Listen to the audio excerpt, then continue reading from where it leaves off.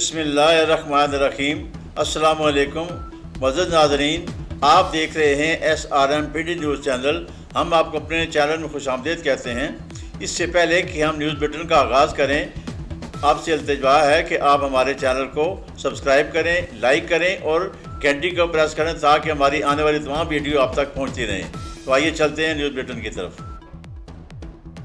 جو اس کا داماد ہے جیل ڈیکشنر کو جو ہے نا اس نے یہودی ہے، اس کو جو ہے نا مشن سونپا گیا کہ آپ نے سعودی عرب، امارات اور پاکستان اور یہ سارے جتنے علاقے ہیں ان سے اسرائیل کو تسلیم کروانا ہے۔ اس میں کسی حد تک وہ کامیاب بھی ہوئے، یعنی سعودی عرب جو ہے نظر آ رہا تھا کہ شاید سعودی عرب جو ہے اسرائیل کو تسلیم کرنے والا ہے، لیکن امارات نے جو ہے اس کو تسلیم کیا اور وہ پاکستان کے اوپر بھی پریشر ڈال رہے تھے۔ تو یہ امریکی جو صدور ہیں وہ 2-3 ایجنڈوں کے اوپر جو ہے نا وہ کام کر رہے تھے۔ ایک تو مسلم دنیا کو جو ہے وہ اسرائیل کو تسلیم کرنے کے اوپر لگائے تھے۔ امیر جماعت اسلامی ضلع راولپنڈی سید عارف شیرازی نے کہا ہے کہ جماعت اسلامی پاکستان کے زیر اہتمام فلسطینی مسلمان بھائیوں کے سارے یکجہتی اور امریکہ سمیت اسرائیل کے مظالم کے خلاف اتوار کو اپارا چوک سے امریکی سفارتخانہ تک اسلام آباد میں ملین مارچ کیا جائے گا، جسے غزہ مارچ کا نام دیا گیا ہے۔ اس مارچ کی قیادت امیر جماعت اسلامی پاکستان سراج الحق اور مرکزی قائدین کریں گے۔ اس ملین مارچ میں خواتین، بچے، طلباء، بزرگ، نوجوان، وکلاء، تاجر اور دیگر مکاتب فرقے کے لوگ شریک ہوں گے، جبکہ راولپنڈی سے جماعت اسلامی ضلع راولپنڈی کے زیر اہتمام اس ملین مارچ میں شرکت کرنے کے لیے مئی روڈ پر شمس آباد کی گلشن دادن مسجد کے سامنے سے بعد نماز ظہر روانہ ہوں گے۔ نماز ظہر اسی مسجد میں ادا کی جائے گی۔ اس ملین مارچ کے لیے ہم راولپنڈی کے تمام مکاتب فرقے کے لوگوں کو شریک ہونے کی دعوت بھی دیتے ہیں، کیونکہ یہ کسی ایک سیاسی جماعت کا مسئلہ نہیں بلکہ یہ خالصتاً اسلامی، فلسطین کے علاوہ مسجد اقصیٰ کی حرمت کا مسئلہ ہے، جہاں سے ہمارے نبی کریم صلی اللہ علیہ وسلم معراج پر تشریف لے کر گئے تھے۔ اس کی تاریخی اہمیت بھی ہے۔ ان خیالات کا اظہار انہوں نے گزشتہ روز مودودی بلڈنگ میرید حسن میں ایک پریس کانفرنس سے خطاب کرتے ہوئے کیا۔ ان کے ہمراہ ضلع راولپنڈی کے نائب امیر رضا احمد شاہ، سیکرٹری اطلاعات ملک محمد اعظم تاج عباسی کے علاوہ الخدمت کے چودھری منیر احمد اور دیگر رہنما بھی موجود تھے۔ سید عارف شیرازی نے کہا کہ فلسطین میں غزہ کی پٹی پر 20 لاکھ کے قریب لوگ محصور ہیں اور ادویات، خوراک کی رسائی ممکن نہیں۔ اسرائیل شہری آبادی پر بمباری کر رہا ہے۔ حماس بساط کے مطابق جواب دے رہی ہے۔ اسرائیل مسجد اقصیٰ کو گرا کر یہاں ٹیمپل بنانا چاہتا ہے۔ یہ ہمارے مسلمانوں کے لیے انتہائی مقدس زمین ہے۔ نبی آخر الزمان صلی اللہ علیہ وسلم نے یہاں انبیاء کرام کی نماز کی امامت کی۔ انہوں نے بتایا کہ سرزمین پر 5.5% یہودی آباد تھے، جنہیں برطانیہ نے 56% زمین دی۔ مسلمان اور بالخصوص فلسطینی مسلمانوں نے اسے تسلیم نہیں کیا۔ اقوام متحدہ کی قراردادوں کے مطابق جنگ بندی ہونی چاہیے۔ آج سعودی عرب بھی کہہ رہا ہے کہ اسرائیل کو 1967 کی تاریخ پر واپس جانا چاہیے۔ امریکہ نے سعودی عرب، امارات اور پاکستان کو اسرائیل تسلیم کرنے پر زور دیا۔ اس کے لیے ٹرمپ کے اقدامات کے ذریعے مہم اور دباؤ ڈالا گیا۔ اگر حماس کارروائی نہ کرتی تو بہت سے مسلم ممالک اسرائیل کو تسلیم کر لیتے۔ انہوں نے کہا کہ ہم OIC کے ہمکارانوں سے کہتے ہیں کہ وہ کب جاگیں گے۔ ہم وہاں جا نہیں سکتے مگر ان سے اظہار یکجہتی تو کر سکتے ہیں۔ اگر فلسطین اسرائیل بارڈر کھل جائے تو لاکھوں رضاکار فلسطین عوام کی مدد کے لیے غزہ جا سکتے ہیں۔ حضرت شیخ عبد القادر جیلانی کو اللہ تعالیٰ نے وہ قبول عام عطا فرمایا کہ سلوک اور طریقت کے مختلف سلاسل اور طبقات میں کسی بزرگ کے حصہ میں نہیں آیا۔ آپ کے وسیلے سے تمام اولیاء اکرام کو فیض پہنچتا ہے۔ ان خیالات کے آزار سے زیادہ نشین آستانہ عالیہ محمدیہ قادریہ قلندریہ گلشن آباد شریف پیر سرکار جی نے عظیم الشان سالانہ عرس غوث البرا بڑی گیرمی شریف میں خطاب کرتے ہوئے کیا۔ پیر سرکار جی نے کہا کہ آپ کی عظیم الشان روحانی طاقت تمام مشائخ طریقت کی مجموعی روحانی طاقت کے برابر ہے۔ دوسرے بزرگوں کی شہرت و مقبولیت تو عموماً اپنے ہی حلقہ تک محدود ہوتی ہے، لیکن حضرت شیخ کی مقبولیت اور شہرت اپنے سلسلہ قادریہ سے نکل کر ہر شعبہ اور ہر سلسلہ کے عوام و خواص کی زبان تک مختلف القابوں کے ساتھ پہنچ گئی۔ آپ نے ایک ایسے دور میں اسلام کے انوار کو اجاگر کیا اور قرآن اور سنت کی تبلیغ کا حق ادا کیا جب مسلمانوں کے ایقان کتاب و سنت کی اصلی روح سے دور ہوتے جا رہے تھے۔ اجتماع سے علامہ مولانا پیر محمد ابوبکر چشتی نے حضرت غوث پاک کی سیرت پر خصوصی خطاب کیا اور کثیر تعداد میں علماء کرام و مشائخ اعظام جن میں علامہ ڈاکٹر پیر ظہیر عباس قادری، علامہ صداقت احمد کیانی، علامہ عزالفراز امان نقشبندی، قاری محمد اقبال سہروردی، علی رضا ارشد، حافظ عارف محمود تبسم، محمد فاروق چوہان، محمد بشیر بٹ، قاری طاہر محمود تبسم، قاری ویور رحمان ہاشمی، محمد یاسر چشتی نصیروی و دیگر نے بھی اپنے اپنے خیالات کا اظہار کیا۔ اختتام پر پیر سرکار جی نے فلسطینی مسلمانوں کے لیے خصوصی دعا کی۔ راولپنڈی ڈویژن کے صدر تحریک بنیاد جو قرآن کرنل ریٹائرڈ خالد جاوید اور کشمیری رہنما صدر عوامی تحریک راولپنڈی غلام علی خان نے کہا ہے کہ مقبوضہ کشمیر پر بھارتی تسلط قائم ہوئے 76 سال گزر گئے، مگر مقبوضہ کشمیر پر تسلط آج بھی ختم نہ ہو سکا۔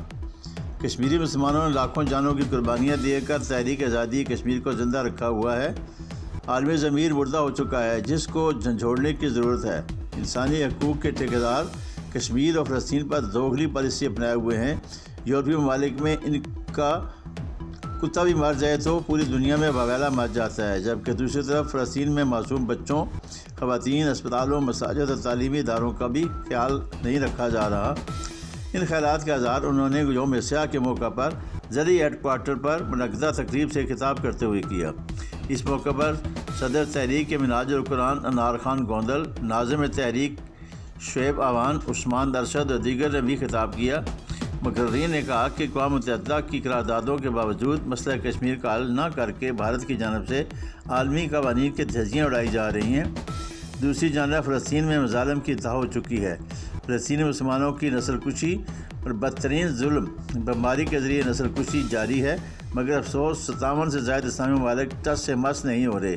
انہوں نے OIC اور عالمی برادری کے اپیل کی کہ وہ فلسطین پر ہونے والے مظالم کو روکنے کے لیے جلد سے جلد اقدام اٹھائیں تاکہ معصوم انسانی جانوں کو بچایا جا سکے اور مقبوضہ کشمیر کی آزادی کے لیے بھی اقوام متحدہ کی قراردادوں پر عمل درآمد کروایا جائے۔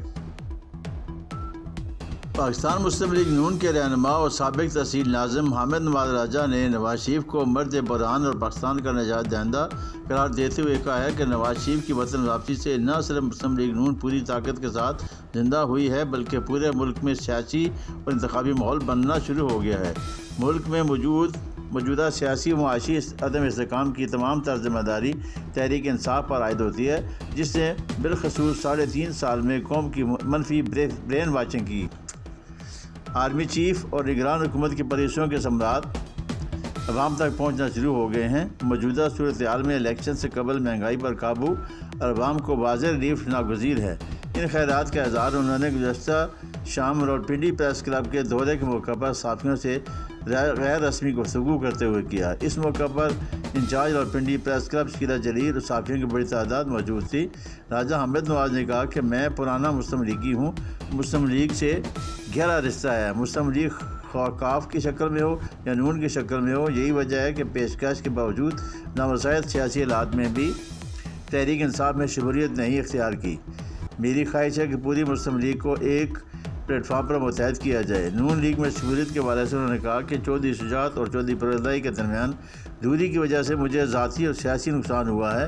چودھری برادران سے دیرینہ اور گہرا تعلق ہونے کی وجہ سے میرے لیے یہ فیصلہ مشکل تھا کہ میں چودھری شجاعت کا ساتھ دوں یا چودھری پرویز کا، لیکن چونکہ چودھری پرویز نے غلط سیاسی فیصلہ کیا اس لیے میں نے چودھری شجاعت کا ساتھ دیا، اور اب چونکہ چودھری شجاعت حسین کی صحت ناسازی کے بعد سیاسی طور پر متحرک نہیں رہے، اس لیے مسلم لیگ نون میں شمولیت اختیار کر لی۔ انہوں نے کہا کہ تحریک انصاف کے 3.5 سالہ منفی اور بیہودہ پروپیگنڈے کے باوجود مسلم لیگ نون کا ووٹ بینک متاثر نہیں ہوا۔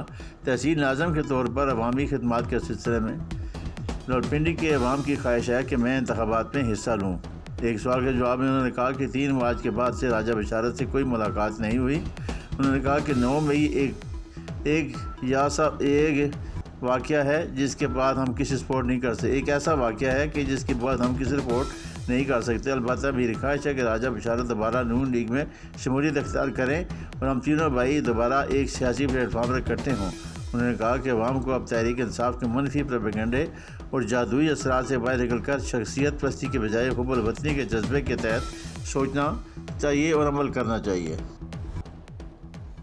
لاہور ہائی کورٹ اور بی ڈی بینچ کے جسٹس صداقت علی خان کے روبرو عوامی مسلم لیگ کے سربراہ سابق وفاقی وزیر داخلہ شیخ رشید احمد کی بازیابی کے لیے دائر پٹیشن کے مرکزی کردار شیخ رشید احمد جمعہ کے روز از خود عدالت میں پیش ہو گئے۔ عدالت کے روبرو شیخ رشید احمد نے بیان دیا کہ سٹی پولیس آفیسر راولپنڈی اور یہ سب میرے ملزم ہیں، میری گرفتاری میں ان کے چہرے شامل ہیں، لیکن میں فی سبیل اللہ انہیں معاف کرتا ہوں۔ شیخ رشید احمد کے اس بیان کے بعد عدالت نے پٹیشن نمٹا دی۔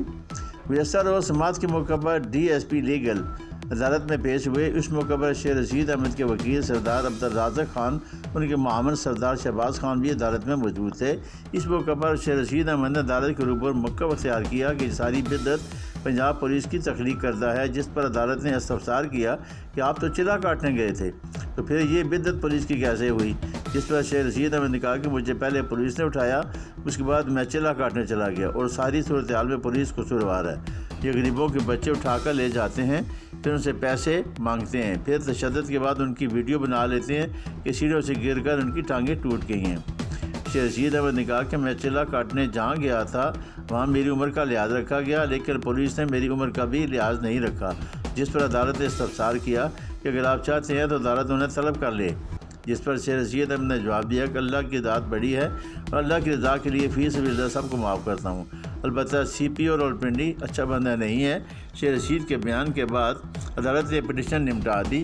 بعد ازاں شیخ رشید احمد نے میڈیا سے گفتگو میں بات کرتے ہوئے کہا کہ میری بازیابی کے لیے پٹیشن میں جو کچھ لکھا تھا وہ بالکل درست تھا، میری گرفتاری کے پیچھے سی پی او کا چہرہ چھپا ہے، گرفتار مجھے پولیس نے کیا، بدنام دوسرے لوگوں کو کیا گیا۔ یاد رہے کہ 17 ستمبر کی شام کو شیخ رشید احمد کو ان کے بھتیجے اور ذاتی ملازم کے ہمراہ حراست میں لیا گیا تھا، جبکہ بعد ازاں شیخ رشید احمد کے بھتیجا اور ملزم گھر لوٹ آئے تھے، جبکہ شیخ رشید بھی گزشتہ ہفتے از خود منزل عام پر آ گئے تھے، جنہوں نے منزل عام پر آتے ہی ایک نجی ٹی وی چینل کو انٹرویو میں موقف اختیار کیا تھا کہ وہ اپنی مرضی سے چلا کاٹنے گئے تھے۔